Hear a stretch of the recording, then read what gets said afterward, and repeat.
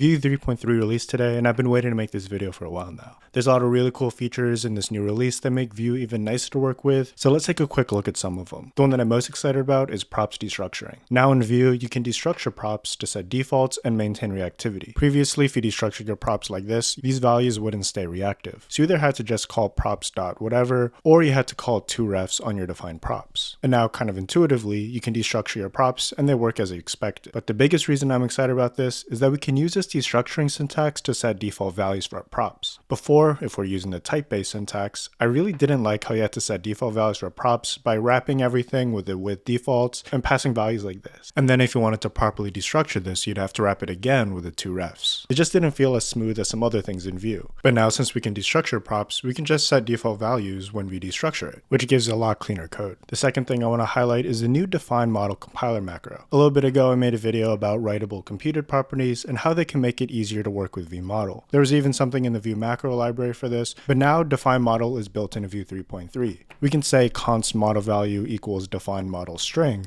and under the hood this will set up a prop called model value, an emits called update model value, and then return some sort of computed property that whenever we try to set it, instead of actually setting the value, it will call update model value. If you want to learn more about this mechanism in depth, I'll leave a link to the video I've made on it down below. This means if we want to make a component level vueModel for a custom input or something, this compiler macro will make it a lot shorter to do so. Once again, really nice DX improvement. Another feature that the Vue community has been wanting for a while that's finally in 3.3 is that the compiler macros like defineProps and defineEmits will now have support for imported types. And this is going to be really useful for sharing props across components. For example, let's say we had this external type called baseProp where we can have different things like a test ID. Now in any component, we can import baseProps and say define props base props. Or we can even extend this type and say base props and whatever props are specific for this component. Now if we hover over props, we can see that it's properly typed, and if we were to use this component from another one, we can get those type hints in our template. This has been a big pain point for people trying to create those reusable types, which I think makes it a lot better. And we can even combine this with our props destructuring. So if we go back to our define props and do this, we can see that as we start typing, that autocomplete not only from these fields here, but also the ones from base props, which is really exciting to see after wanting these kind of features in Vue for a little bit now. And then the last feature I'm going to talk about is probably the most advanced, but it's the ability to use generics inside components. If we want our props to accept a generic type, we can add a generic attribute on our script section. And this is a really great way to create reusable components that can be used in different contexts. For example, let's say we want to create a component that takes in any sort of list of item and renders it in rows with the delete button. We can use generics to make this component reusable for any type of array. We can just add generic t up here and then define our props to accept a type of t array. And then for our simple template, let's just loop through our list and render two things: a delete button that emits event when clicked, and a scope slot where we bind out the item. And for this event that we're emitting, we can again use our generic type t in our defineEmits to make sure that this generic value gets passed. So now when we use this component, we can pass in a list of any type of item. For example, let's say we're using this one, and if we hover over our event or our scope slot, we can see that the type is inferred correctly depending on what we passed in. For example, this right now has an ID and name, but if we go ahead and delete our name, we can see that it only has ID now, and that's thanks to our generic type. And using generics in components allows us to really unlock the full power of TypeScript in our components. For example, if we go back to a component and we want this v4 to have a key, we can specify another prop called keyField with the type of key of t. Now in our parent component, we can set which property in our object we want to use as our key. And better yet, we get really nice type hints and type safety for this whole thing. This is just one example and it's really powerful, but I'm really excited to see what people do with this, and I can only imagine how powerful this is going to be for some of those UI libraries out there.